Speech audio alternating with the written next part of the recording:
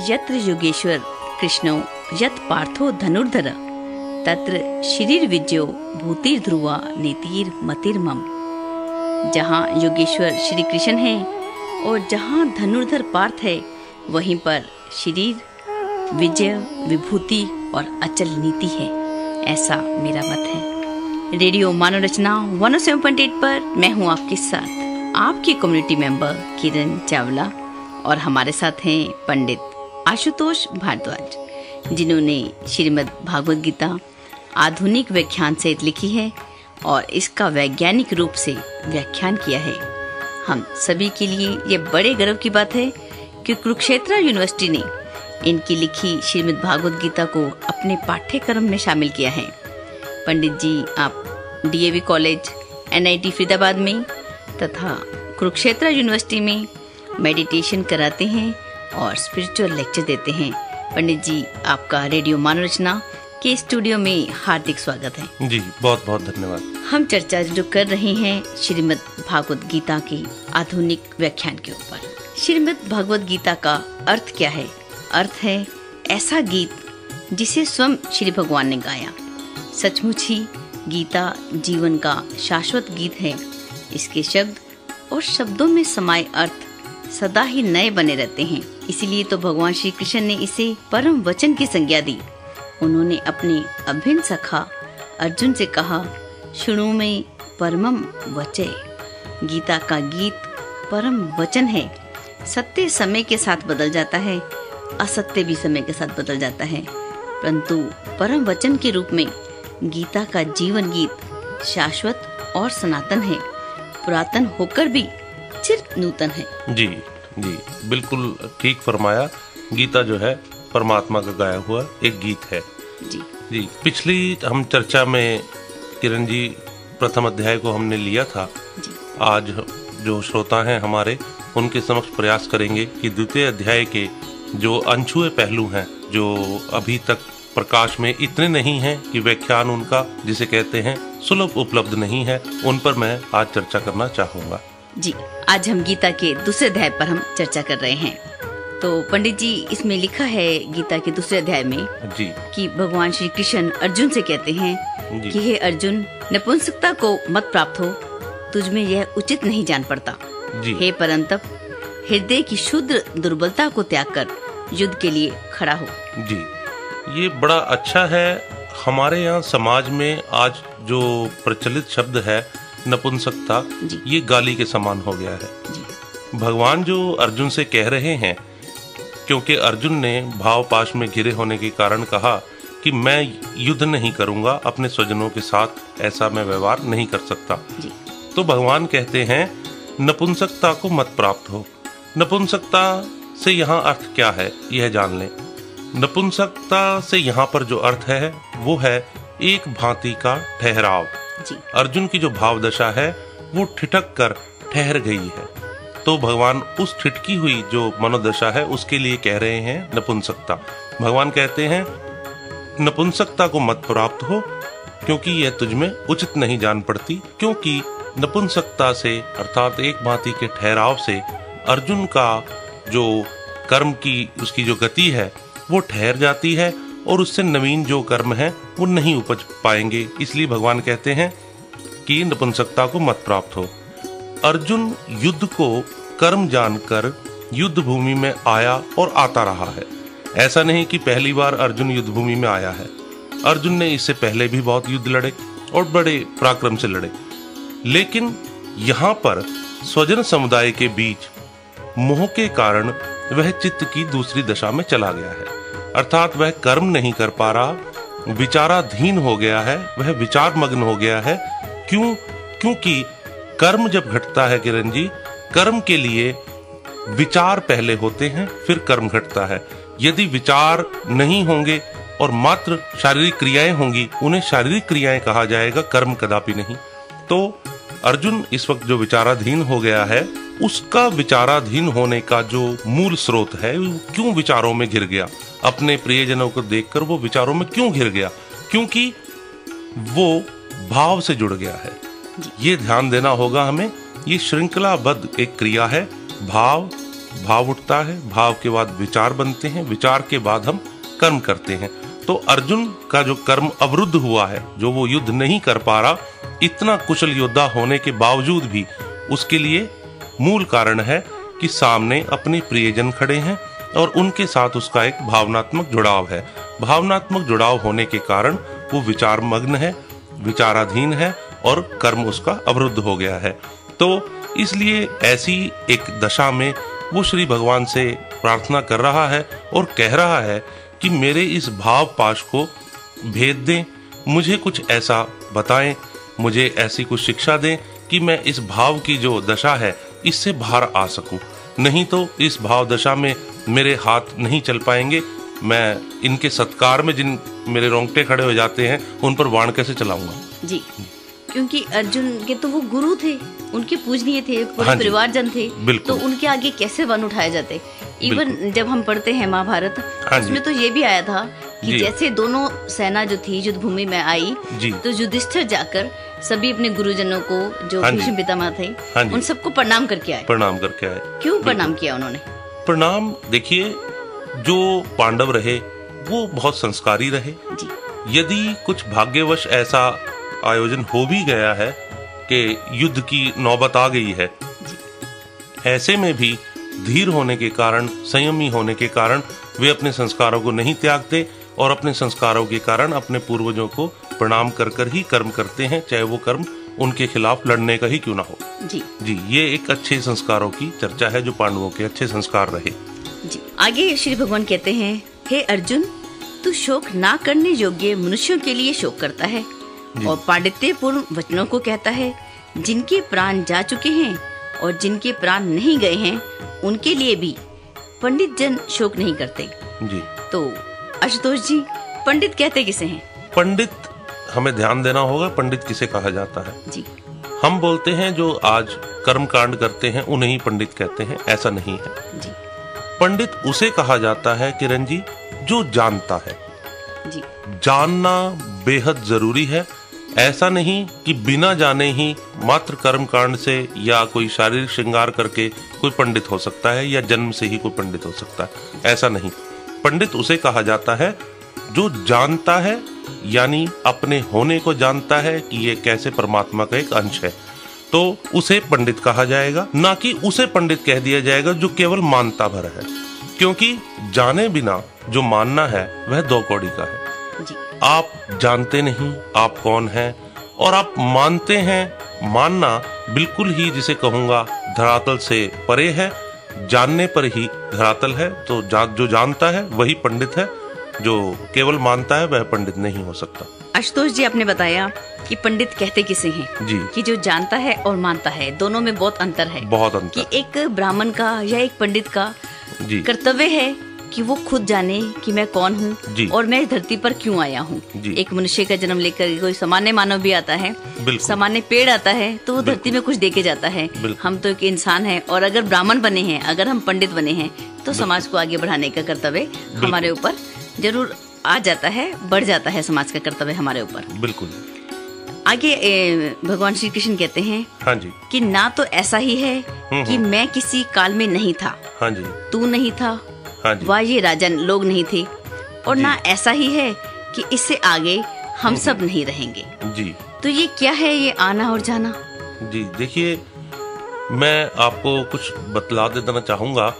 आज तक जैसा मैं समझता हूँ, और मैंने काफी चर्चाओं में देखा, गीता पे अगर चर्चा होती है टीवी पर या कहीं अखबारों में, तो भगवान के कुछ एक ऐसे संवेदनशील, जिसे कहते हैं, कथन हैं जिन्हें आज तक उठाया ही नहीं गया। जी, आज ये जो अभी आपने श्लोक पढ़ा, ये अनछुआ एक श्लोक है, जिसको मैं, जहां तक मैं मानता हूं, जहां तक मेरी, जिसे कहते हैं, नॉलेज का प्रश्न है, तो मैं ये कह दूंगा कि मुझे आज तक कहीं पर भी इसका उल्लेख नहीं मिला कि कैसे कहीं इसका वर्णन हो। भगवान कहते हैं, ऐसा कभी नहीं था अर्जुन कि तू नहीं था, मैं नहीं था, या ये राजा लोग नहीं थे, और ऐसा भी कभी नहीं होगा कि तू नहीं होगा, मैं नहीं होऊंगा और ये राजा लोग नहीं होंगे। ये बड़े, जिसे कहते हैं, बड़ा हैरानी का प्रश्न है, क्योंकि लोग सोचते हैं कि हाँ, माना हमारी एक आयु है, उसमें हम थे, और ये क्या बात है कि हम सोचते हैं कि कभी नहीं थे, कभी नहीं होंगे, तो मतलब हमारे जन्म होते रहेंगे। नहीं, इस पर मैं आज कुछ खुलासा करना चाहूंगा जी।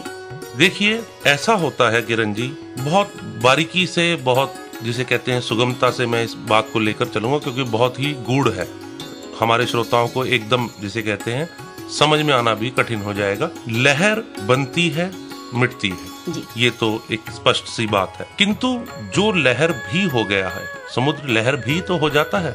समुद्र मात्र समुद्र ही नहीं है, उसमें गुणवत्ता है कि वो लहर भी हो जाता है। जो लहर भी हुआ है वह समुद्र न बनता न मिटता।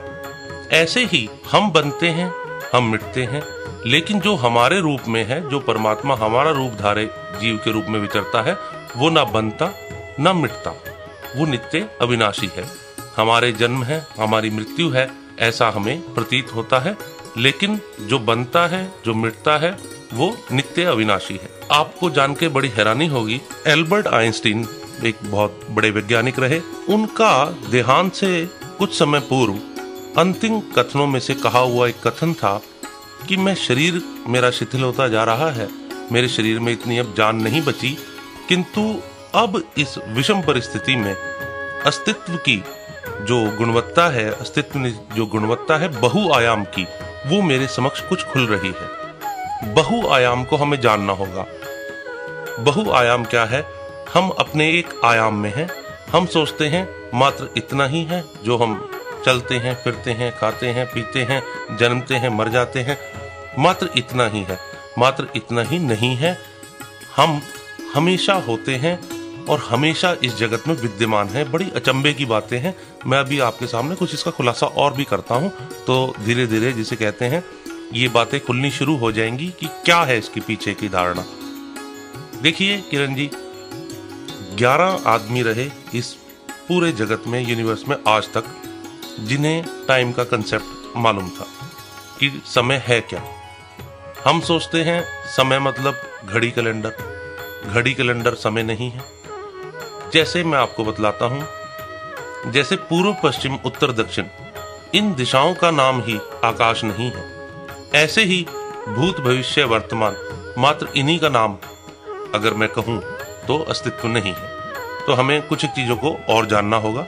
देखिए, हमें यह जानना होगा कि यहाँ पर कुछ भी अनायास नहीं शुरू होता।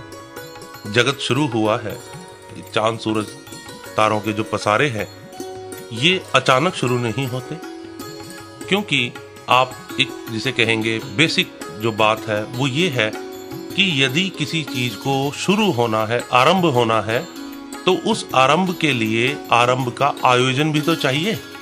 वो चीज तो होनी चाहिए जिसे कि आरंभ होना है। तो आरंभ के लिए आरंभ का आयोजन चाहिए, और अंत भी उसी का संभव है जो आरंभ तो हुआ हो। किसका अंत हो गया? हम कहते हैं फला चीज का अंत हो गया। किसका अंत हुआ? अंत हुआ तो तभी संभव है जब आरंभ हुआ हो, और आरंभ होना जिसे कहते हैं धरातल मुक्त है। आरंभ से पहले आरंभ के आयोजन चाहिए। देखिए, जिस प्रकार आकाश का कोई आदि अंत और मध्य नहीं, उसी प्रकार परमात्मा का भी आदि अंत और मध्य नहीं, इसीलिए परमात्मा को अनादि कहा गया। हम दूसरों को जन्मता देखते हैं, दूसरों को मरता देखते हैं, और एक मान्यता निर्मित कर लेते हैं कि सब कुछ ही तो जन्मता मरता है। हमारा ऐसा मान्यता से जो घिर जाना है, यह एक थोथी मान्यता है, हमारी अनुभूति नहीं। यदि कोई प्रश्न करता है और उसका उत्तर मिलता है कि मुझे मरने की अनुभूति इसलिए नहीं है क्योंकि मैं मरा नहीं, और उससे यदि प्रश्न कर लिया जाए कि आपको जन्म की अनुभूति क्यों नहीं है, तो उत्तर मिलता है कि जन्म की अनुभूति इसलिए नहीं कि तब मेरी बुद्धि विकसित नहीं थी। नहीं, ये कोरी झूठ की बातें हैं। इस धरती पर किसी को भी ना तो जन्म की अनुभूति है, न मरण की अनुभूति है। और ध्यान रखना, जो जिसे हम मृत्यु कह देते हैं, जो मरा है, उसने भी तो हमें आकर ये नहीं कहा कि ये जो मेरा मृत्यु घटी है ये मेरी अनुभूति है। नहीं, ध्यान रखना, अनुभूति न जन्म की है न मृत्यु की है, क्योंकि ये अस्तित्व अजन्मा है। यहाँ पर जन्म और मृत्यु की कभी अनुभूति नहीं हो सकती। हाँ, जन्म मृत्यु की मान्यताएं बड़ी भ्रामक हैं और पूरे संसार में फैली हुई हैं। हमें इन पर थोड़ा बहुत जानना होगा कि किस प्रकार मनुष्य मान्यताओं से आंदोलित हो जाता है। जिस प्रकार आप बता रहे हैं कि किसी भगवान को अनादि बोला गया, उसका प्रारंभ नहीं है, उसका मध्य नहीं है, उसका अंत नहीं है। मुझे ऐसा लग रहा है जैसे एक फूल है, गुलाब का फूल ले लें, तो इसमें कौन सी पंखुड़ी पहली है और कौन सी लास्ट है और कौन सी बीच की है, ये हम बता ही नहीं सकते, क्योंकि उसके अंदर अनादि है, उसकी महिमा भी अनादि है। ईश्वर खुद भी उसका आदि नहीं है, अंत नहीं है, उसका मध्य नहीं है, ऐसे ही ईश्वर है, और उसको समझ पाना तो लगता है संभव ही नहीं है। देखिए, परमात्मा की अनुभूति हो सकती है, परमात्मा को जिसे कहते हैं समझा नहीं जा सकता। परमात्मा की अनुभूति होती है, रोए खड़े हो जाते हैं हमारे शरीर के और हम परमात्मा को अनुभव करते हैं। लेकिन ये ऐसी ही अनुभूति है किरण जी, जैसे गूंगे ने गुड़ खा लिया हो, तो वो कुछ कह नहीं सकता, लेकिन बस वो मुस्कुराता है और कहता है कि हाँ, अनुभूति हो रही है। तो अनुभूति याद रखना होगा कि अनुभूति सिर्फ यथार्थ की होती है, जो यथार्थ नहीं है उसकी कभी कोई अनुभूति नहीं होती। इसीलिए इस पूरे जगत में ना किसी को जन्म की अनुभूति है, ना मृत्यु की अनुभूति है। हाँ, सुनी सुनाई बातें जरूर हैं, और आंखें जो देखती हैं वही सत्य मानने पर मजबूर हो जाती हैं कि लोग जन्मते हैं, लोग मरते हैं। ना जन्मने वाले ने कहा कि ये जन्म मरण मेरी अनुभूति है, ना मरने वाले ने कहा। लेकिन क्या करें, हमारी विवशता है, हमें लगता है कि आंखें जो देख रही हैं उससे ज्यादा सत्य क्या होगा, लेकिन ऐसा नहीं है कि जो आंखें देखती हैं वही सत्य हो। एक और मैं बात कह देना चाहूंगा, इस जगत में, इस अस्तित्व में ऐसा कुछ नहीं है कि जो कभी ना हो, और ना ही ऐसा कुछ है जो कभी नहीं हो जाए। यहाँ कुछ भी नहीं जन्मता और कुछ भी नहीं जाता। हाँ, लहर जन्मी, बुलबुले जन्मे, इस जन्म जाने से न समुद्र जन्मा, और लहर के विलीन हो जाने से, बुलबुले के फूट जाने से न समुद्र में कुछ क्षय हुआ। ऐसे ही परमात्मा में ये जगत हिलोरे लेता है, और इसके पैदा हो जाने से, इसके नष्ट हो जाने से ऐसा नहीं कि अस्तित्व में कुछ क्षय हो रहा है, कुछ विघटित हो रहा है। इसीलिए परमात्मा कहते हैं कि तू बेफिक्री से मार अर्जुन, यहाँ कुछ मरता ही नहीं। तो हमें धीरे धीरे जानना होगा कि परमात्मा कैसे, क्या बात अर्जुन से कहना चाहते हैं, और हमें ये जानना होगा जो बहुआयामी गुणवत्ता की मैं बात कर रहा हूँ, बहुआयामी गुणवत्ता का ये प्रथम और अंतिम सूत्र है कि यहाँ ना तो कुछ कहीं से आता, ना यहाँ पर कहीं से कुछ जाता। तो ये ध्यान रखना होगा, जैसे पुष्प अपने को जड़ रहित देखता है, ऐसे ही मनुष्य अपने को जड़ रहित देखता है। लेकिन पुष्प भी गलतफहमी में है कि मेरी जड़ें नहीं, और मनुष्य भी गलतफहमी में है अगर वो देखता है कि मेरी जड़ें नहीं। हमें देखना होगा कि किस प्रकार हम परमात्मा के विभाग रहित अंश हैं, जैसे लहरें समुद्र की विभाग रहित अंश हैं। ठीक है, तो हमें कुछ एक ऐसी बातों को जानना है कि लहर का जन्मना मरना, समुद्र का जन्मना मरना नहीं है। ऐसे ही हमारा पैदा हो जाना, हमारा मर जाना परमात्मा का जन्म मरण नहीं है। जी। आगे कहते हैं भगवान श्री कृष्ण अर्जुन से, जो हम चर्चा कर रहे हैं कि मनुष्य ना पैदा हुआ ना नष्ट हुआ, ये तो हमारी एक मान्यता है कि उसका जन्म हुआ और उसका अंत हुआ। इसी चर्चा को आगे बढ़ाते हुए सुनते हैं एक छोटा सा संगीत। बने रहिए रेडियो मान रचना 107.8 पर। Feel good, feel like.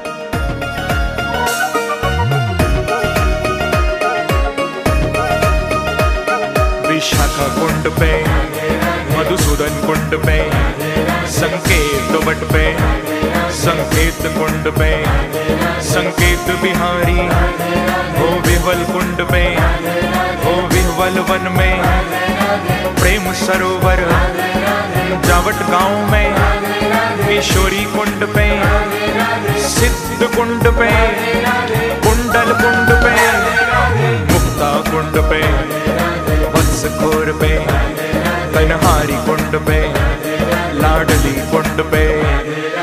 भज मन श्री राधे गोपाल, भज मन श्री राधे गोपाल, भज मन श्री राधे गोपाल, भज मन श्री राधे गोपाल, भज मन श्री राधे गोपाल।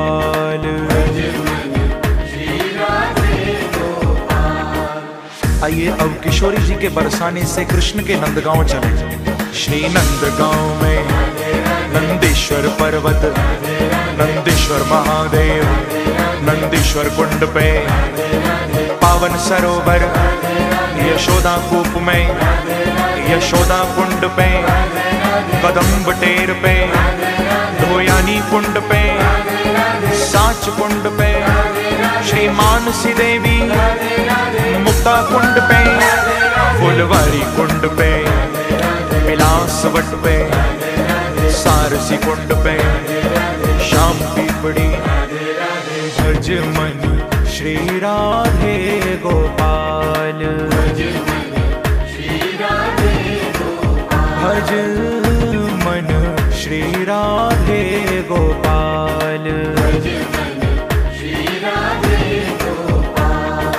भज मन श्री राधे गोपाल,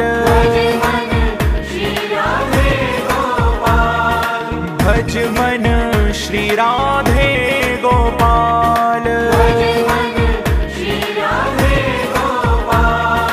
भज मन श्री राधे गोपाल।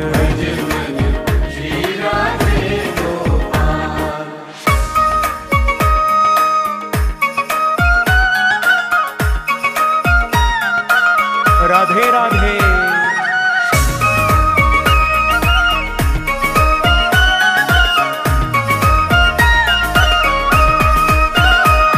केवरी कुंड पे सप्त वृक्ष मंडला, आसेश्वर महादेव आसेश्वर वन में, चंद्र कुंड पे, उमा की कुंड पे, मुकेश्वर कुंड पे, कदम्ब खंडी में, मुख शोधन कुंड पे, कज्जल कुंड पे, वेहिक कुंड पे, हिंडोला बेदी, सूर्य कुंड पे, पूर्णमासी कुंड पे, श्री उद्धव क्यारी, नंद पोखरा, नंद सरोवर, नंद भवन में, पारल खंडी, आओ बिलाओ हमारो धन राधा, श्री राधा श्री राधा,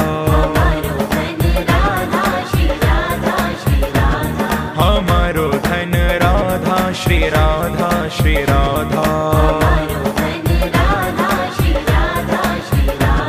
परम धन राधा राधा राधा राधा राधा, परम धन राधा राधा राधा राधा राधा, हमारो धन राधा, श्री राधा श्री राधा, हमारो धन राधा, श्री राधा श्री राधा। कृष्ण के नंदगांव से आगे बढ़िए और मस्ती से राधा रानी के नाम को गाइए। कोकिला वन में, रत्नाकर कुंड पे, आंजनो गांव में, बिजवारी गांव में, सीपरसों गांव में, कामई गांव में, करहला गांव में, लूधौली गांव में, सहार गांव में, साखी गांव में, छत्रवन में, कोसी कला में, रणवाड़ी गांव में, नरी सेमरी, खदिर वन में, खायरो गांव में, हमारो धन राधा, श्री राधा श्री राधा, हमारो धन राधा, श्री राधा श्री राधा, जीवन धन राधा राधा राधा राधा राधा, जीवन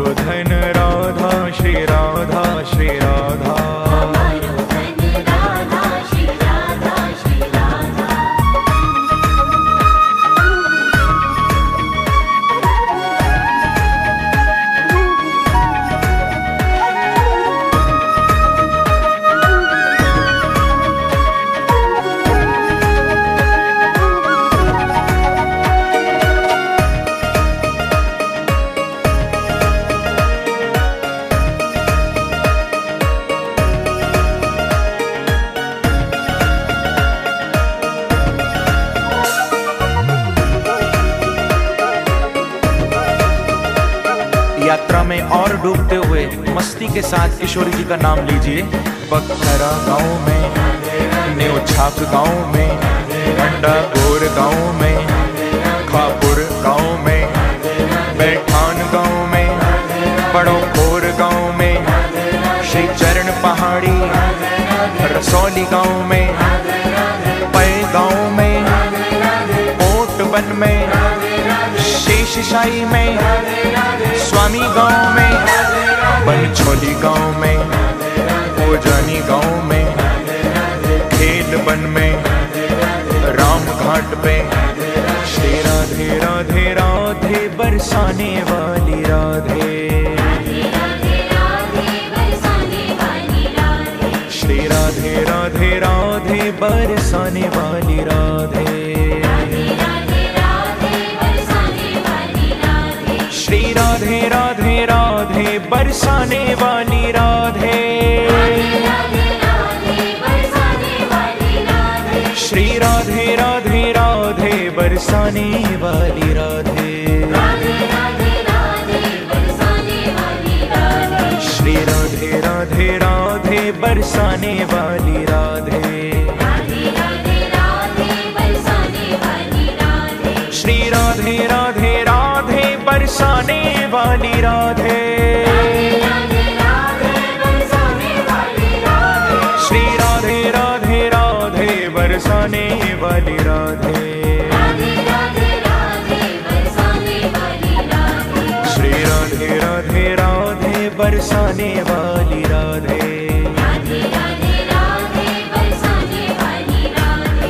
ब्रह्म घाट पे, कच्छ वन में, भूषण वन में, गुंजा वन में, बिहार वन में, अक्षय वट पे, अगियारा गांव में, तपोवन में, गोपी घाट पे, चीर घाट पे, नंद घाट पे, भैया गांव में, बसई गांव में, उनाई गांव में, बालहारा गांव में, परखम गांव में, सई गांव में, चौमुहा गांव में, श्री राधे राधे राधे बरसाने वाली राधे,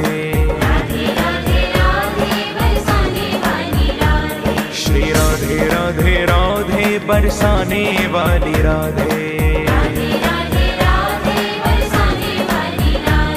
श्री राधे राधे राधे बरसाने वाली राधे, श्री राधे राधे राधे बरसाने वाली राधे,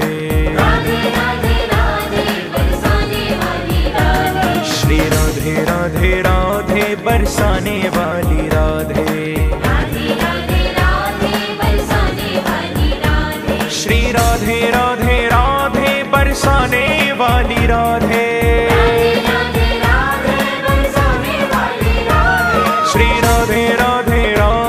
बरसाने वाली राधे, श्री राधे राधे राधे बरसाने वाली राधे,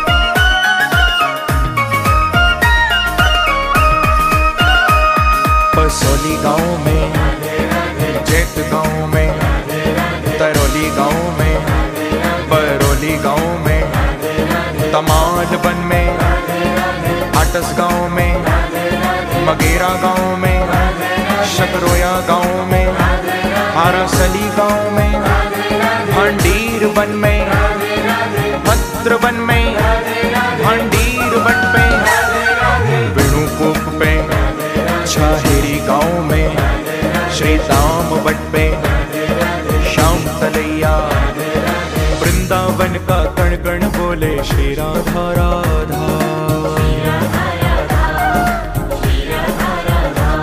श्री यमुना जी की लहरें बोले श्री राधा राधा,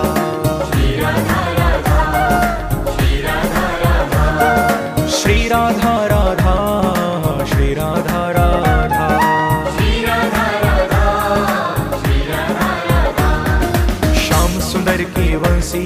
बोले श्री राधा राधा।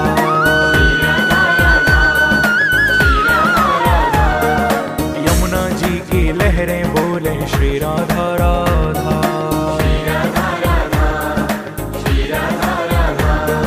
श्री राधा राधा श्री राधा राधा।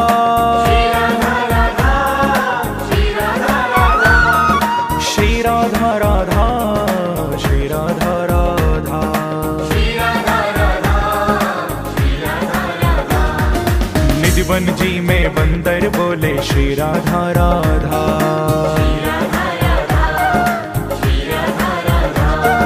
ब्रज की लता पता भी बोले श्री राधा राधा।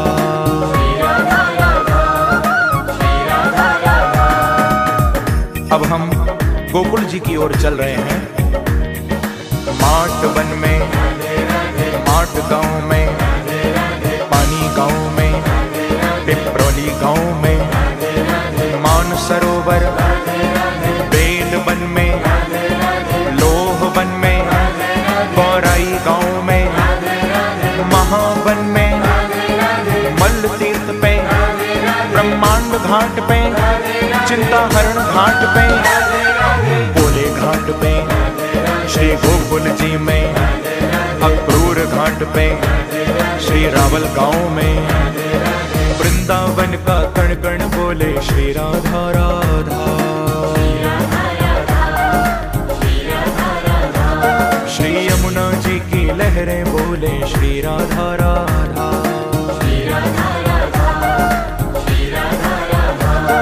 श्री राधा राधा श्री राधा राधा।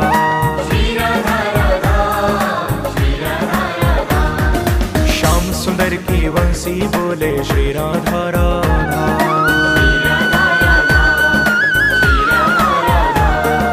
भक्त जनों के मन में गूंजे श्री राधा राधा।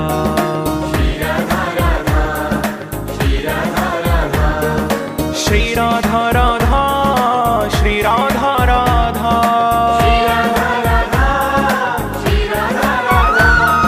श्री राधा राधा श्री राधा राधा।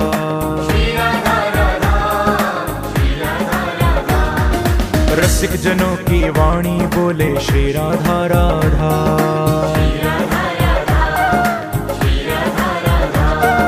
ब्रज की लता पता भी बोले श्री राधा राधा।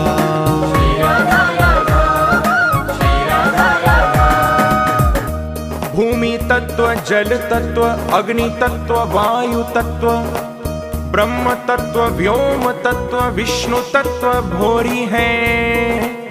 सनकादि सिद्धि तत्व, आनंद प्रसिद्धि तत्व, नारद सुरेश तत्व, शिव तत्व गोरी है। नारद सुरेश तत्व, शिव तत्व गोरी है। नारद सुरेश तत्व, शिव तत्व गोरी है। प्रेमी कहे नाग और किन्नर को तत्व देखो। शेष और महेश तत्व नेति नेति जोड़ी है। तत्वन के तत्व जग जीवन श्री कृष्ण चंद्र। और कृष्ण को तत्व वृषभानु की किशोरी है। कृष्ण को तत्व वृषभानु की किशोरी है। कृष्ण को तत्व मेरी राधिका किशोरी है। अब श्री धाम वृंदावन में अपनी ब्रज यात्रा को विश्राम देते हुए श्री वृंदावनेश्वरी, श्री रासेश्वरी, श्री हरिदासेश्वरी राधा रानी के चरणों का ध्यान करते हुए, मस्ती में झूमते हुए उनके नाम का कीर्तन करिए। श्री वृंदावन बिहारी लाल की, श्री सने बिहारी लाल की, श्री राधा रानी की। श्री राधे राधे राधे बरसाने वाली राधे। श्री राधे राधे राधे बरसाने वाली राधे।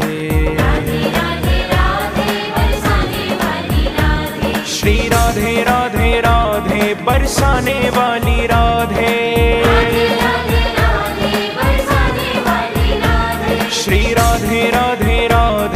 बरसाने वाली राधे, राधे राधे राधे बरसाने वाली राधे, श्री राधे राधे राधे बरसाने वाली राधे, राधे राधे राधे बरसाने वाली राधे, श्री राधे राधे राधे बरसाने वाली राधे, राधे राधे राधे बरसाने वाली राधे, श्री राधे राधे राधे बरसाने वाली राधे, राधे राधे राधे बरसाने वाली राधे, श्री राधे राधे राधे बरसाने वाली राधे।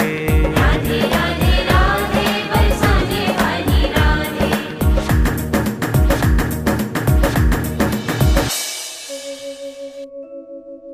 एक बार फिर रेडियो मानस नाम 107.8 पर आप सभी श्रोताओं का स्वागत है।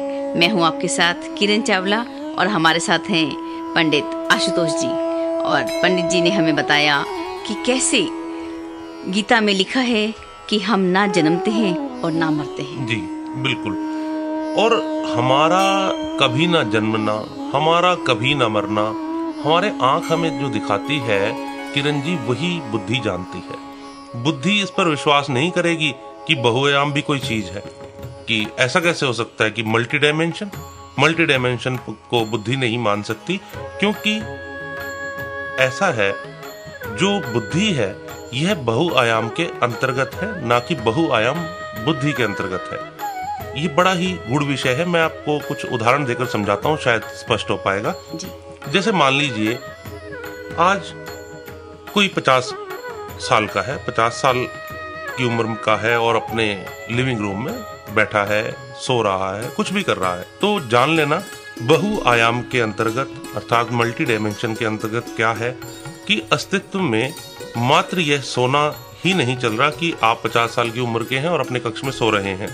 नहीं, जब आप बचपन में अपनी स्कूल में कक्षा में बैठे शिक्षा ग्रहण कर रहे थे, तो आपके इस सोने के साथ साथ वो कक्षा भी चल रही है।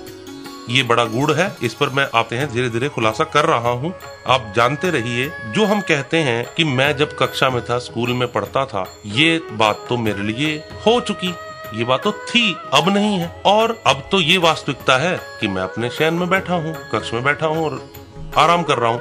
नहीं, जानना होगा अस्तित्व था से मुक्त है।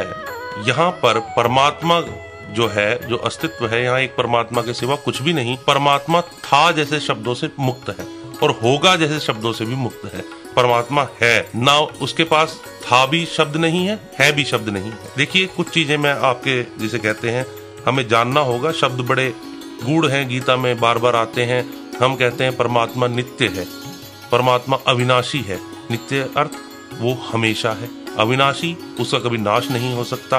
परमात्मा काल मुक्त है अर्थात वो टाइम से परे है। हमें बहुत सी चीजें ऐसी जाननी होंगी। हमारी मान्यताएं जिसे कहते हैं बड़ी जड़वत है। हमें लगता है कि समय जैसे मान लो कहीं पर रखी कुछ चीज है। समय का मैंने अभी आपसे जिक्र किया कि जिस प्रकार पूर्व पश्चिम उत्तर दक्षिण इनका नाम आकाश नहीं है, ऐसे ही घड़ी कैलेंडरों का नाम काल या समय नहीं है। ये तो एक जीवन को सुचारू रूप देने के लिए हमने कुछ सुविधाएं बनाई हैं कि चलो एक घड़ी बना ली जाए, एक कैलेंडर बना लिया जाए, ताकि मुझे पता तो हो कि फला डेट को इतने बजे मेरी फ्लाइट आनी है, ठीक है। लेकिन इसका समय से कुछ भी संबंध नहीं है। जैसे पूर्व पश्चिम उत्तर दक्षिण का जो हमने अपनी सुविधा के लिए 4 दिशाएं बनाई हैं, इसका आकाश से कुछ भी संबंध नहीं। ऐसे ही हमें कुछ चीजों को जानना होगा, क्योंकि हमारी मान्यताएं बड़ी जल्द निर्मित हो जाती हैं। अब जैसे मान्यताओं को मैं आपको दंश यहाँ तक बतलाता हूँ किरण जी। हम बोलते हैं पानी, पानी बोलने से या पानी कहीं पर लिखा हुआ है तो हमारे जीवा में पानी का रस आने लगता है। हमारी मान्यताएं इतनी जल्द जिसे कहते हैं आकर्षित होती हैं, शब्द भर से आकर्षित हो जाती हैं। लेकिन शब्द जो जल है, जो आपकी कॉपी पर लिखा हुआ है, पेंसिल से आपने लिख दिया है, उस जल शब्द का वास्तविक जल से कोई भी संबंध नहीं। ऐसे ही जो समय है घड़ी में, कैलेंडरों में, इसका काल से कोई भी संबंध नहीं। काल बहुत बड़ी चीज का नाम है और काल मुक्त हमारा स्वरूप है। इसकी चर्चा इन पे अभी हम खुलासा थोड़ा करेंगे। धीरे धीरे हम जानेंगे कि किस प्रकार हम काल में होकर भी काल के बाहर हैं, हम टाइम में होकर भी कैसे टाइम के बाहर हैं। देखिए, हम एक पर्टिकुलर आयाम में रहते हैं। मैं फला डेट ऑफ बर्थ है और मैं इतने साल का हो चुका हूँ, ये मेरे प्रियजन हैं, ये मेरे आत्मीय हैं। हमारी एक आइडेंटिटी निर्मित हो जाती है। इसे कहते हैं एक पर्टिकुलर आयाम में होना। लेकिन जब बहु आयाम की बात होती है तो हम उस पर, जिसे कहते हैं बुद्धि के माध्यम से, विश्वास ही नहीं कर पाते कि ये क्या बात है। लेकिन हमें जानना होगा कि बहु आयाम है क्या। अब हम समय से आंदोलित रहते हैं। हम कहते हैं समय है, समय बड़ा बलवान है। ये सब बातें ठीक हैं, बड़ी अच्छी हैं।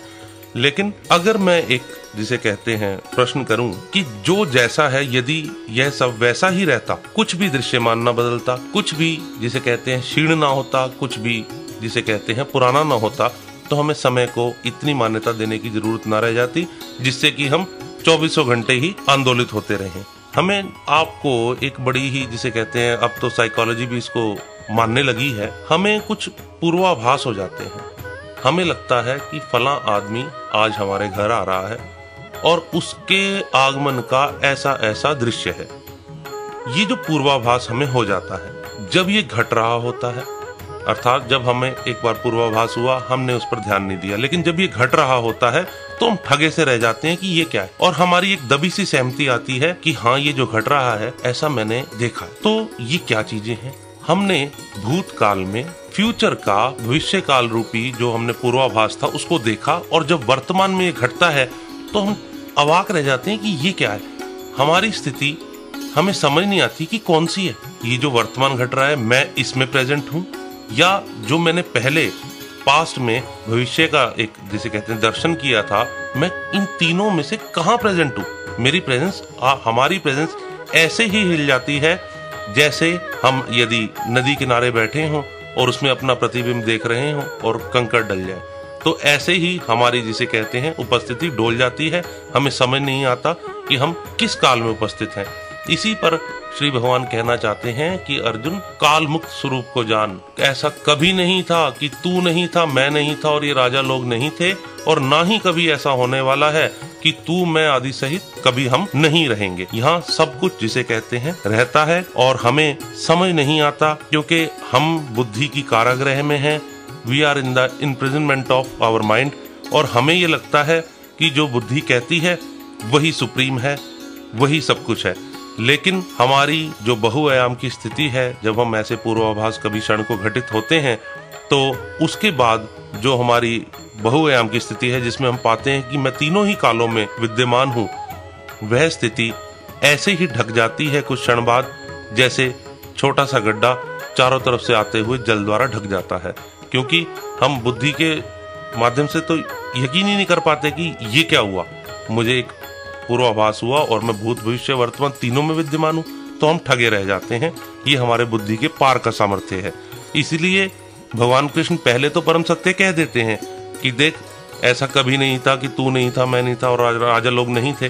किंतु वो जानते हैं कि अर्जुन इसी आयाम के अंतर्गत ही समझेगा।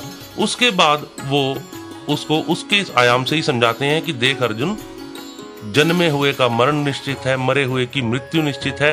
अगर तू ऐसा भी मानता है तो भी तो तू बिना उपाय वाले इस विषय में तू कुछ भी नहीं कर सकता। तुझे वही करना पड़ेगा जो हरि इच्छा है, जो परम की इस टाइम इच्छा चल रही है, जो युद्ध भूमि तैयार खड़ी है। एक और मैं कुछ जिक्र आपसे कर देता हूँ। हमने अपने इस आयाम के अंतर्गत ऐसे साधन निर्मित कर लिए हैं जिनसे हमारी स्थान मुक्त स्थिति कुछ उजागर होने लगी है।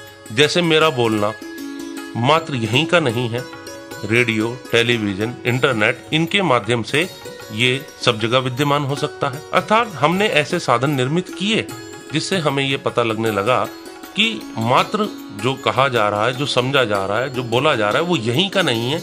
अगर कुछ साधन उपलब्ध करा दिए जाएं तो मेरा बोलना पूरे विश्व में फैल सकता है, जिसे हम आज की डेट में कहते हैं लाइव टेलीकास्ट। ठीक है जी। तो लाइव टेलीकास्ट के जरिए हम अपने बोलने को सब जगह विद्यमान करा सकते हैं। हम सब जगह विद्यमान इसीलिए करा सकते हैं क्योंकि सब जगह विद्यमान है। ऐसा नहीं है कि विद्यमान तो नहीं है और हम कुछ ऐसे इक्विपमेंट इजाद कर लेते हैं, ऐसा कुछ भी नहीं है। इक्विपमेंट इजाद भी तभी होते हैं जब प्रेरणा आती है कि मेरा बोलना सब जगह है। तो ये बातें थोड़ी बहुत मैं आपके आगे खुलासा करता हूँ। अभी हमें थोड़ा सा ये भी जानना होगा कि जैसे स्थान मुक्त स्थिति के हमने इक्विपमेंट बना लिए हैं, हमें काल मुक्त स्थिति के भी कुछ जिसे कहते हैं साधन खोजे जाने हैं। आपको जानकर अचंभा होगा, सर एच.डी. वेल्स, इंटरनेट पे हर कोई इसको देख सकता है, तो एच.डी. वेल्स के सिद्धांतों पर अब लोन मिल चुका है। वहाँ की गवर्नमेंट ने कहा है कि ठीक है आप काम करिए, लेकिन पहले इस बात को माना ही नहीं जाता था कि ऐसे कैसे हो सकता है कि हम टाइम में ट्रेवल करेंगे। टाइम में ट्रेवल करने के लिए एक जिसे कहते हैं आज भी लोगों के लिए एक हैरानी का विषय है, लेकिन बड़ा खूबसूरत है। अब तो इंटरनेट पर इजीली अवेलेबल है, सर एच.डी. वेल्स के सिद्धांतों को समझा जा सकता है और गहनदर्शियों की टोलियां जुटी हुई हैं और टाइम मशीन पर काम शुरू हो चुका है। और मैं मानता हूं आज से 200 साल पहले अगर कोई जिक्र करता कि एक इंटरनेट ऐसी मशीन बन जाएगी, हम सब जुड़े होंगे, तो कहते ये कैसे हो सकता है। और अगर कोई कहता कि चांद पर चले जाओ और हम यहाँ बैठे हुए आपस में बात कर लेंगे, तो कहते ये कैसे हो सकता है।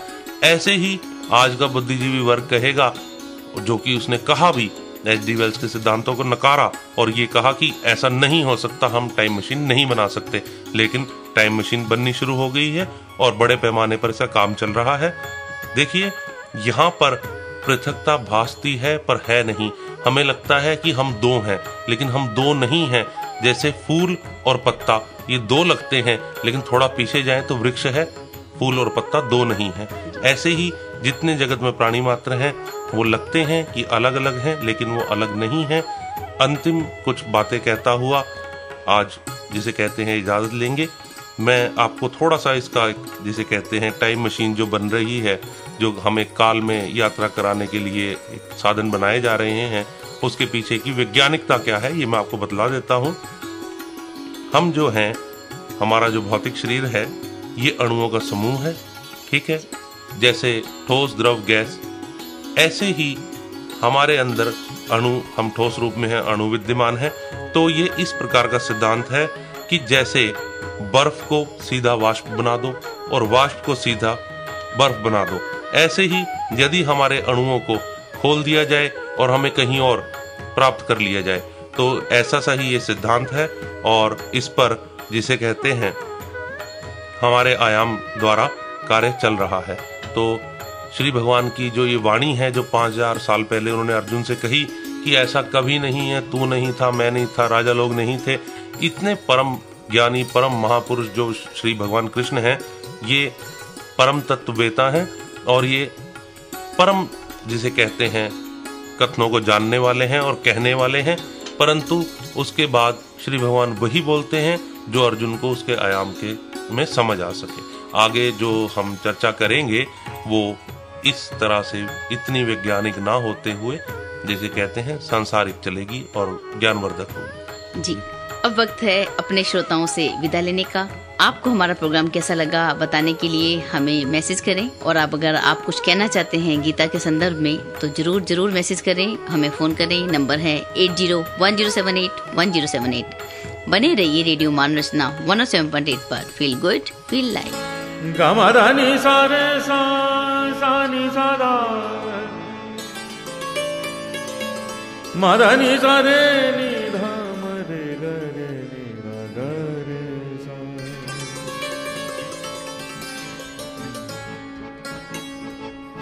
जग में सुंदर है दो नाम,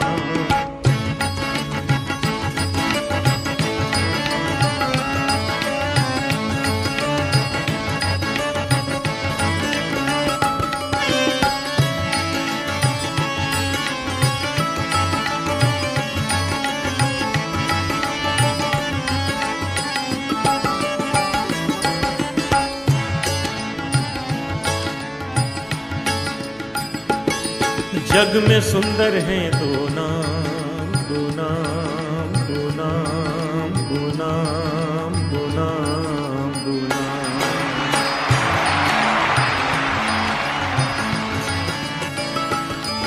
जग में सुंदर हैं दो नाम, चाहे कृष्ण कहो या राम।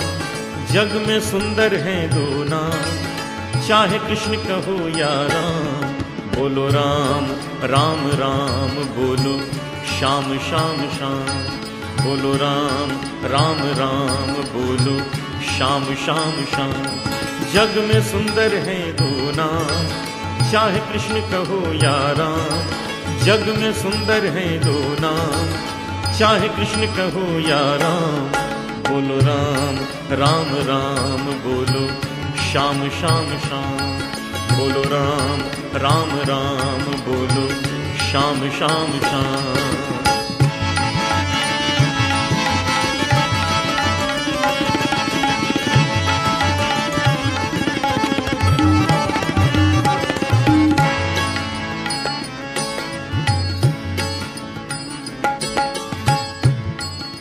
एक विशेषता है इस भजन में,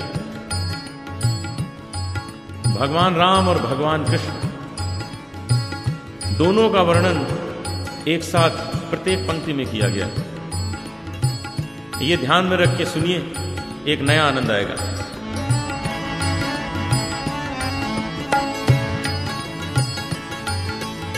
माखन ब्रिज में एक चुरावे, माखन ब्रिज में एक चुरावे, एक बेर भिलनी के खावे। माखन ब्रिज में एक चुरावे, एक बेर भिलनी के खावे। प्रेम भाव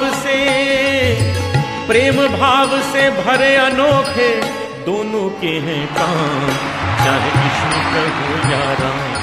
जग में सुंदर है दो नाम, चाहे कृष्ण कहो या राम। बोलो राम राम राम बोलो श्याम श्याम श्याम।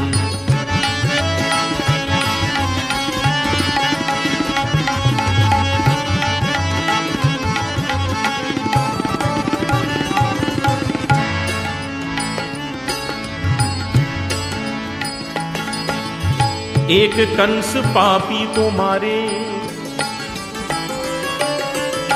एक कंस पापी को मारे, एक दुष्ट रावण संहारे। एक कंस पापी को मारे, एक दुष्ट रावण संहारे। दोनों दीन के दुख हरत हैं, दोनों बल के धाम, चाहे कृष्ण कहो या राम। जग में सुंदर है दो नाम, चाहे कृष्ण कहो या राम। बोलो राम राम राम बोलो श्याम श्याम श्याम।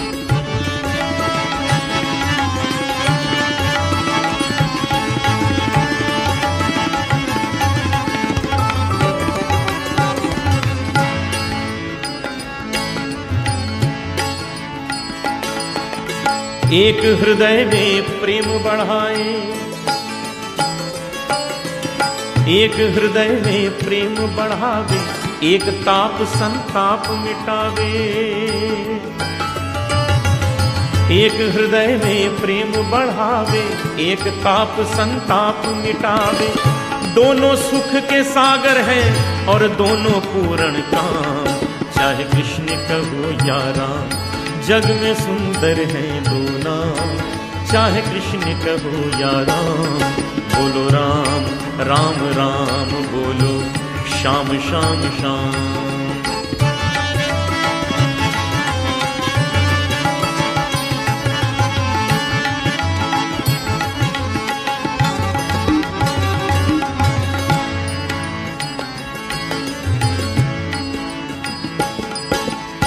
एक राधिका के संग राजे, एक राधिका के संग राजे, एक जानकी संग विराजे। एक राधिका के संग राजे, एक जानकी संग विराजे। चाहे सीताराम कहो, चाहे सीताराम कहो, या बोलो राधे श्याम। चाहे कृष्ण कहो या राम, जग में सुंदर है दो नाम, चाहे कृष्ण कहो या राम। बोलो राम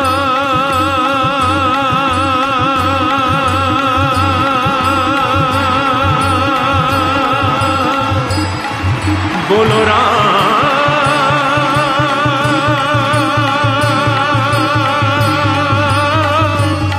बोलो राम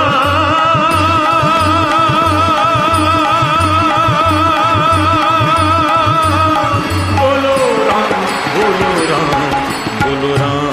राम राम बोलो, श्याम श्याम श्याम बोलो, राम राम राम बोलो, श्याम श्याम श्याम बोलो, राम राम राम बोलो, श्याम श्याम श्याम।